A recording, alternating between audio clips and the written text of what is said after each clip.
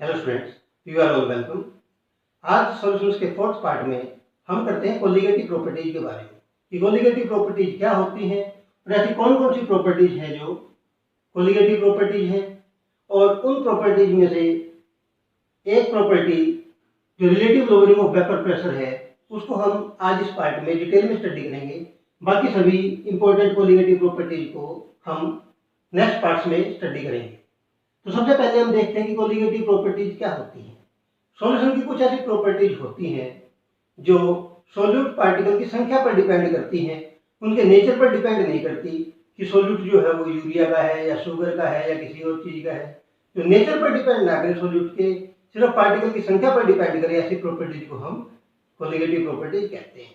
So the properties which depend on the number of solute particles present in the solution and do not depend on the nature of the solute are called colligative properties. colligative word जो है वो एक Latin language का word है जिसमें को का मतलब होता है टुगेदर और लिगे का मतलब होता है टू लिंक, यानी टुगेदर लिंक्ड, यानी आपस में जुड़ी हुई।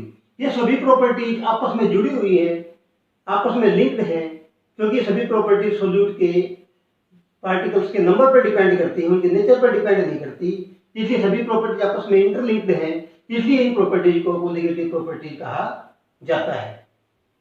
जो चार मेन कोलिगेटिव प्रॉपर्टीज होती हैं वे हैं relative lowering of vapour pressure, osmotic pressure, elevation of boiling point and depression of freezing point.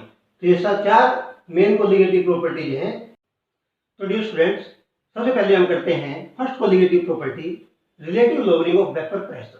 तो वेपर प्रेशर के बारे में आपको पता है कि किसी भी सॉल्यूशन का जो वेपर प्रेशर होता है वो किसके इक्वल होता है। अगर एक सॉल्यूशन में एक ही सॉल्यूट और एक ही सॉल्वेंट हो, यानी बाइनरी सॉल्यूशन हो, तो सॉल्यूशन का जो वेपर प्रेशर है that is equal to vapour pressure of the solute plus vapour pressure of the solvent.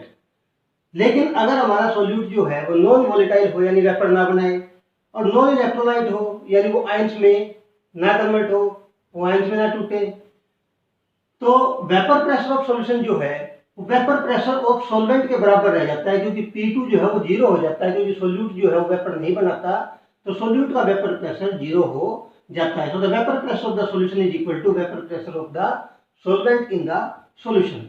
अब वेपर प्रेशर ऑफ सॉल्वेंट जो होता है यानी P1, this is equal to x1 P1 naught, जो हम रॉट लॉ से calculate कर सकते हैं। रॉट लॉ से P1 becomes equal to x1 P1 not. अगर इस वैल्यू को इस इक्वेशन में हम पुट करते हैं तो वेपर प्रेशर ऑफ सॉल्यूशन यानी PS this is equal to x1 P1 not.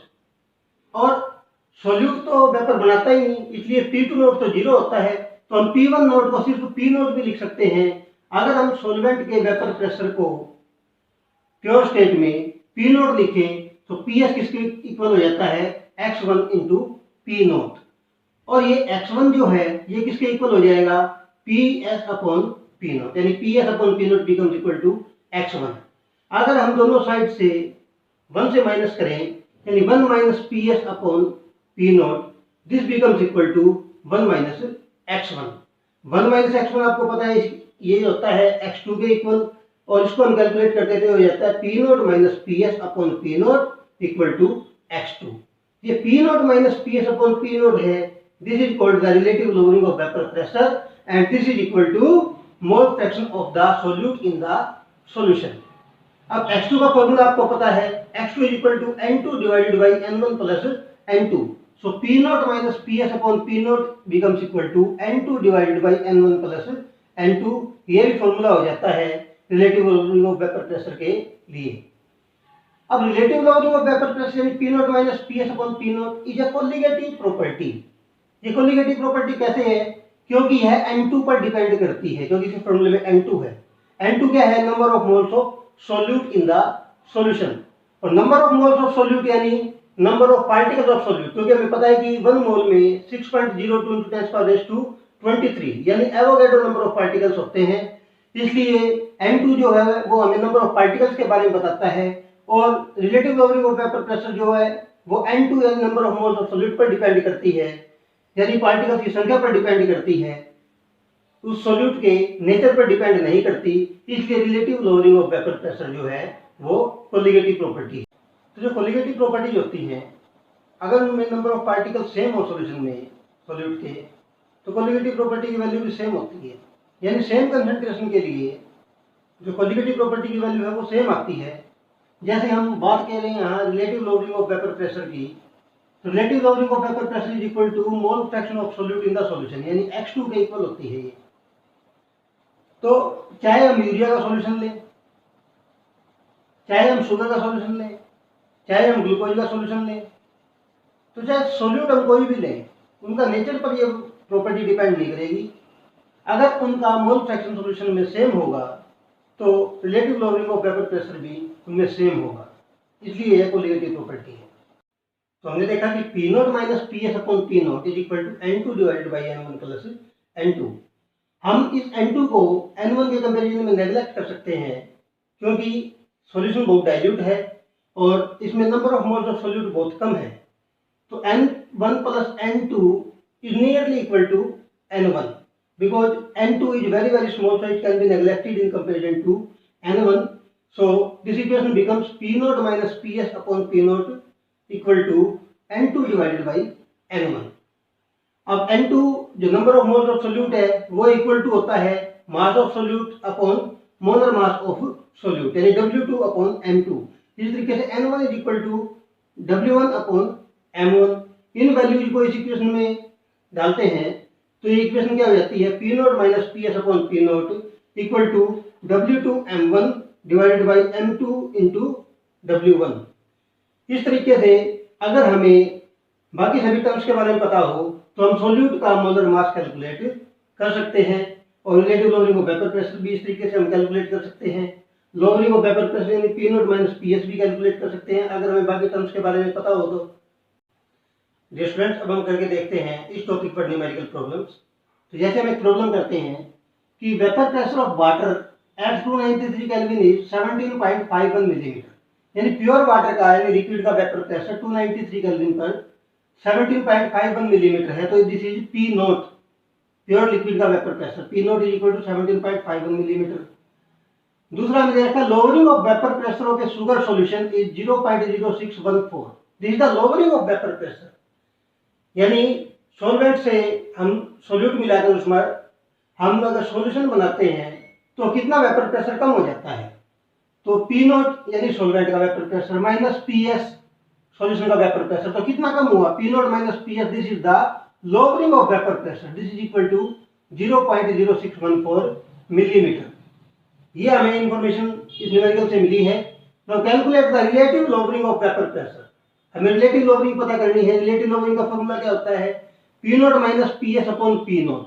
तो P not minus P S हमें पता है 0.0614 अपॉन P नॉट 17.51, तो this becomes equal to 0.00351। This is the relative lowering of vapour pressure. और इसकी कोई unit नहीं होगी क्योंकि इसमें ऊपर भी प्रेशर है मिलीमीटर, नीचे भी मिलीमीटर होगा, तो यूनिट कैंसिल कर जाएंगी। This is 0.00351।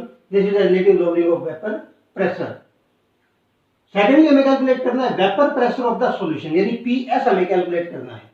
तो P not minus PS is equal to 0.0614, और P नॉट हमें पता है तो PS कैलकुलेट कर सकते हैं।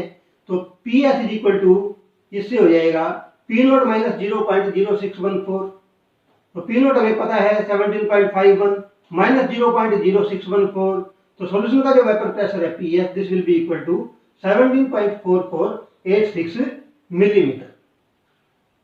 थर्ड हमें पूछ रखा है मोल फ्रैक्शन ऑफ वाटर, यानी X1 हमें कैलकुलेट करना है, सॉल्वेंट का मोल फ्रैक्शन कैलकुलेट करना है। तो सॉल्यूट का जो मोल फ्रैक्शन होता है X2 वो रिलेटिव लोअरिंग के बराबर होता है। रिलेटिव लोअरिंग हमें पता है कितना है 0.00351, तो जो मोल फ्रैक्शन है वो कितना हो जाएगा relative lowering of vapour pressure के इक्वल, यानी कि 0.00351। तो X1 कितना होता है, this is will be equal to 1 minus X2। X2 हमें पता है 0.00351 होता है, तो 1 माइनस 0.00351, और ये हो जाता है 0.99649। This will become the mole fraction of water यानी सॉल्वेंट। इसी तरीके से हम दूसरी प्रॉब्लम सॉल्व करते हैं कि the vapour pressure of A 5% aqueous solution of non volatile organic substance eight 373 kelvin is 745 millimetre, यानी सॉल्यूशन का जो वेपर प्रेशर है वो 745 मिलीमीटर है, तो पीएस है 745 मिलीमीटर और 5% एक्वस सॉल्यूशन है। इट मीन्स 100 ग्राम सॉल्यूशन में जो, अगर हम माने कि 100 ग्राम सॉल्यूशन है तो उसमें 5 ग्राम वेट है सॉल्यूट का और 95 ग्राम वेट है सॉल्वेंट का यानी वाटर का। और पी नॉट 373 केल्विन टेम्परेचर दे रखा है, तो 373 केल्विन पर जो वाटर का वेपर प्रेशर होता है, वो वाटर का बॉइलिंग पॉइंट है 373 केल्विन, तो वो एटमॉस्फेरिक प्रेशर के बराबर होगा यानी 760 millimetre. This is the vapour pressure of pure water यानी पी नॉट। तो अब हमें molar mass of solute calculate करना है। तो अगर हम इसमें जो formula relative lowering of vapour pressure का है कि P naught minus P S upon P naught equal to W2 into M1 upon M2 into W1 है, इसमें हमें पी नॉट पता है, पी एस पता है, W2 W1 पता है और M1 जो है वाटर का मोलर मास कितना होता है 18 ग्राम पर मोल आपको पता है। तो हमें M2 कैलकुलेट करना है, तो हम सभी वैल्यूज को डालते हैं कि पी नॉट है 760 माइनस पी एस है 745 upon 760 equal to mass of solute जो है 5 ग्राम और M1 जो मोलर मास ऑफ वाटर है वो है 18 ग्राम पर मोल। M2 हमें कैलकुलेट करना है और W1 जो वाटर का वेट है वो कितना है 95।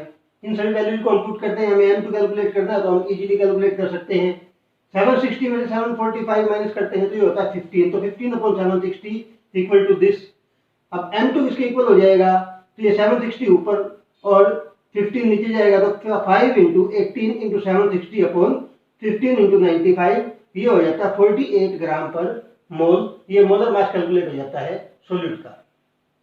ऐसे ही हम एक और प्रॉब्लम सॉल्व करके देखते हैं कि the vapour pressure of water is 12.3 kilo pascal at 300 kelvin.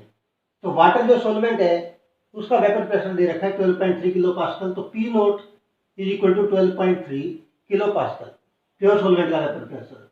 Calculate the vapour pressure of 1 molar solution of solute in it. तो 1 मोलर सॉल्यूशन है, हमें उसका वेपर प्रेशर कैलकुलेट करना है, तो सॉल्यूशन का वेपर प्रेशर यानी पीएस हमें कैलकुलेट करना है। अब हमें और क्या इंफॉर्मेशन दे रखी है स्टेटमेंट में कि 1 मोलर सॉल्यूशन है, तो 1 मोलर सॉल्यूशन का मतलब है कि 1 mole of solute dissolved in 1 kilogram water. तो 1 मोलर सॉल्यूशन में number of mole of solute हो गया 1 मोल और 1 किलोग्राम वाटर का मास हो गया 1000 ग्राम और डिवाइडेड बाय मोलर मास कर देते हैं 18 से इसको डिवाइड कर देंगे तो वो हो जाएगा सॉल्वेंट के नंबर ऑफ मोल्स जो हो जाते हैं 55.5 मोल्स। तो N2 हो जाता है, N1 हो जाता है। अब हम मोल फ्रैक्शन कैलकुलेट करते हैं क्योंकि relative lowering of vapour pressure जो है वो मोल फ्रैक्शन के इक्वल होता है सॉल्यूट के मोल फ्रैक्शन के। तो मोल फ्रैक्शन ऑफ सॉल्यूट हो जाएगा number of mole of solute यानी 1 divided by total number of moles यानी 1 प्लस 55.5। इसको हम कैलकुलेट करते हैं तो यह हो जाता है 0.0177। तो ये हो जाता है mole fraction of solute and relative lowering of vapour pressure यानी P not minus PS upon P not is equal to x2 and x2 is equal to 0.0177। हमें P नॉट पता है, P नॉट की वैल्यू रखते हैं तो 12.3 minus PS upon 12.3 हो जाता है, दिस इज इक्वल टू 0.0177 और 12.3 जो डिवाइडेड बाय P नॉट है इधर उधर 0.0177 से मल्टीप्लाई हो जाएगा तो वो हो जाएगा 0.218। तो 12.3 माइनस PS जो हो जाता है वो 0.218 के इक्वल हो जाता है और PS जो है वो हो जाएगा 12.3 minus 0.218, this becomes equal to 12.082 kilo pascal. तो ये जो है ये हो जाता है सॉल्यूशन का वेपर प्रेशर। तो इस तरीके से आप और न्यूमेरिकल भी सॉल्व करके देख सकते हैं इस टॉपिक पर। जो कोलिगेटिव प्रॉपर्टीज हैं मोस्टली एग्जाम में उनसे रिलेटेड न्यूमेरिकल्स आते हैं, तो आप इन न्यूमेरिकल्स को अच्छे तरीके से कीजिएगा। आज के लिए इतना ही, बाकी कोलिगेटिव प्रॉपर्टीज को हम नेक्स्ट पार्ट में स्टडी करेंगे। Thank you.